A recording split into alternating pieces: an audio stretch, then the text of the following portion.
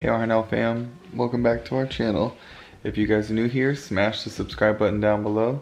Don't forget to hit that notification bell because we post 3 videos every single week. So if you guys missed our last video, or you don't know, Rachel is currently in the hospital due to preeclampsia, so she's been having a lot of blood pressure issues. I just praise God that we caught it and that we were able to get her to the hospital on time. So today's just been a whirlwind of emotions and just trying to figure things out because obviously baby Jay, say hi baby Jay. Oh, he is tuckered out. Going from being breastfed to like, hey, mom's in the hospital, she can't breastfeed you because you're not allowed to come in the hospital. Thank God we had a few ounces of milk at home. So I was able to go home after I dropped her off at the hospital, feed him, go back to the hospital, pick up more milk where they brought it down from upstairs to me, come home, feed him some more. And then I went one more time after I put Lillian to sleep to go get more milk to last me through tonight. Thank God, he has been such a blessing. He's such a good eater, so he took to the bottle like that, and he's been eating so much. As you guys know, he was 9 pounds 2 ounces, so he's really hungry. But he's just been the best little baby ever. So I just got off the phone with Rach, and her face is looking so much better. The medicine they're putting her on, the magnesium, is helping get all that external swelling down. They're still working on trying to bring her blood pressure down, but she's still in high spirit. It's just amazing to see how strong she is. I can tell she's being strong for me, and at the same time, I'm being strong for her. So I guess it kind of works out. We're both being strong for each other, but and then also for our kids, obviously. It's 12 o'clock at night and it's Thursday right now. Tomorrow, bright and early, I know baby Jay has a doctor's appointment, so we'll be going to that. And then after that, I don't know, we'll see where the day takes us. Thank God we have a great support system here. We have Auntie Becca and we have Auntie Rachael here, so they've been helping out a ton. I know I'm talking a lot. Say good night. I'll see you whenever I pick up the camera next.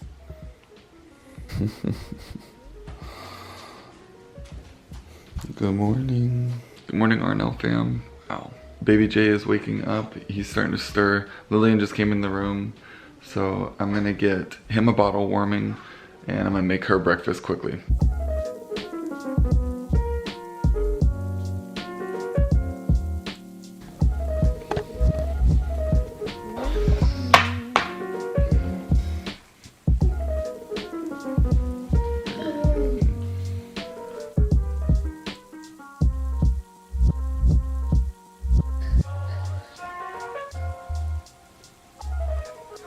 All right, Lily, Auntie Becca's gonna watch you and give you breakfast while I take baby Jay to the doctor, okay? No, but you're not taking the doctor right now. Yeah, right now, it's early, huh? I'll be back, okay? I love you. I just got out of his doctor appointment. Baby Jay did amazing. All the doctors were in love with him. Everybody was coming up and looking at him and saying how cute he was. And he did amazing. He didn't cry once at the whole appointment. He ate a bottle from me and then now he's passed out. So look at him. He is all comfy cozy. I'm running low on milk, so I need to go make a trip to the hospital and pick up some milk that Rachel has pumped. And it's about a 35-40 minute drive, so let's get to that. I am at the hospital now. I have all of our empty milk bottles and prenatals here. So I'm gonna go trade these out for some full bottles. So that way me and baby Jay can make it through the day. So this boy is still knocked out from the doctor's office. It has literally been probably over an hour. He's probably gonna wake up soon, so let me hurry up and get this milk, and then I'll see you guys when I'm back in the car. 5 hours later. Auntie Becca's gonna watch baby Jay while I go put Lillian to sleep. Then right after I put Lillian to sleep, I'm going straight to the hospital to pick Rachel up. So I'll talk about that when I get in the car. There's a lot of stuff going on, so it's kind of hard to like collect my thoughts. He's the chillest baby. He is the cutest, McCutest baby in the whole wide world. Lily, what you doing? We got a telescope. What you looking at? So it's been a few hours and now I'm actually gonna go pick Rachel up. There was a huge thunderstorm which kind of held me up on my end, but then her blood pressure started to actually get worse. It actually went up to, I think it was 170 over 110 or somewhere around there, which was really bad, which caused them to start giving her IV drip blood pressure medications. Since then, it's come down. They doubled her dosage of oral medication. All these details we'll go over whenever I go pick her up. So the past 3 hours, the readings have been in the green zone, in the go zone. I'm gonna go pick her up. If they take the reading at 6:30 and it's still good, then she's gonna be cleared to go. And we're just gonna keep following up with them and making sure that everything's under control, taking the blood pressure at home every hour, and just kind of staying on top of this thing, making sure she's not overexerting herself, overstressing. So all of your prayers have been coming through. Continue to pray for us. Thank you guys so much. We love you guys. And I will see you whenever I get in the car. Hi. Hi, Buffer. He is ready. You're ready. Alright, so today is Sunday. Wow, the last few days has been a whirlwind of events. I am actually using my phone right now because we did not bring our camera because we didn't know what was going to happen next. Wow, there's so much happened in between this time. So I'm going to try to give you guys a quick summary of what happened and then tell you guys what is happening now and the course of action for later on. And let you guys, it was on Friday. They put the magnesium sulfate and everything was going great. My swelling went down. My blood pressure was kind of going down, but into the night. And in the night, it was like steadily in the 130s, 140s, a little bit in the 150s, but not much. When I woke up that morning, my blood pressure was slowly creeping up. The bottom number was 104. The top numbers were like going in 140s, 150s. So as the day was going on, my blood pressure kept climbing and I was like, oh my gosh, like this is not good. 2 o'clock is not okay because as you guys know, I have 2 kids now, 2 dogs and a fish. There is no way I'm gonna be this controlled at home. Like that's not realistic for me. So thank God my therapist called at 11 and I was like, dude, like this is not good. I don't know how I feel about this, but they were like, okay, try to be zen. So I was zen, staring at the wall, and it just kept slowly climbing up. And by 1 o'clock, my blood pressure went to 178 over 10. I forgot what it was, 10 something. So because it was over 160, they immediately have to put a rapid response medication into me. And so that rapid response medication instantly dropped my blood pressure all the way down to 130s over 80s. And I was like, whoa, because my head was like on fire. It was like so much pressure in my head. I was starting to get the dizzy, blurred vision. It was like I was like starting to like get those symptoms again. So when she zapped me with that rapid response and it went down, they actually gave me my PM dosage of the blood pressure medication right then and there and doubled down on my meds. And they're like, okay, we're gonna check you for the next couple of hours and then send you home. And I'm like, okay. So my blood pressure was not ideal to me. It was in the 140s, but they were like, okay, you know, you're still good to go home. Just make sure you monitor it. And if anything goes wrong, contact us. So I'm like, okay. There's nothing else I could do, I guess. There's nothing else I could do, but go home. So we went home. I actually crashed. It was like late at night. And I crashed at around 9 and I slept all the way until 9 o'clock. Like, except for like to feed baby boy, which the next video is going to be his name announcement, guys. And thank you for being patient. Did not realize this was going to happen. So woke up at 9. I took my blood pressure medication and I was watching baby boy and things were good. And I just slowly kept feeling dizzier and dizzier. And blurred visioner, is that a word? That's not a word. But I kept feeling worse and worse. And I noticed when we were going downstairs, like I was actually losing my coordination with walking down the stairs. So I'm like, okay, and let me go check my blood pressure because this is what I'm talking about. So I checked my blood pressure and it was 168 over 105, something like that. So I was like, oh crap. So I decided to call the OB and it said, come to the hospital. And I was like, and I went to the hospital and my blood pressure was actually 188 over 108. So it was skyrocketed so high. So they hit me with the rapid again. And the OB who wasn't called that day, I love her, by the way. She was amazing. She was like, obviously your meds are not working. We're going to change everything up. So I'm like, great. I like the sound of that. Because honestly, the day before, I actually expressed my concern saying, I don't think these meds are working. So they zapped me with the rapid. My blood pressure still wasn't going down. So they zapped me again. And it finally went down a little bit.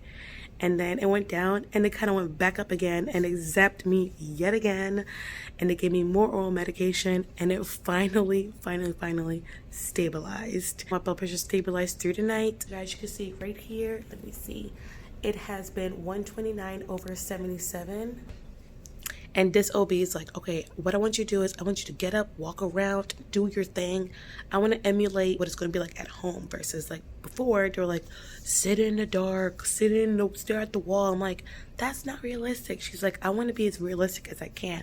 Get up, shower, brush your teeth, walk around, do anything and everything to like exert some energy, and then we'll check it.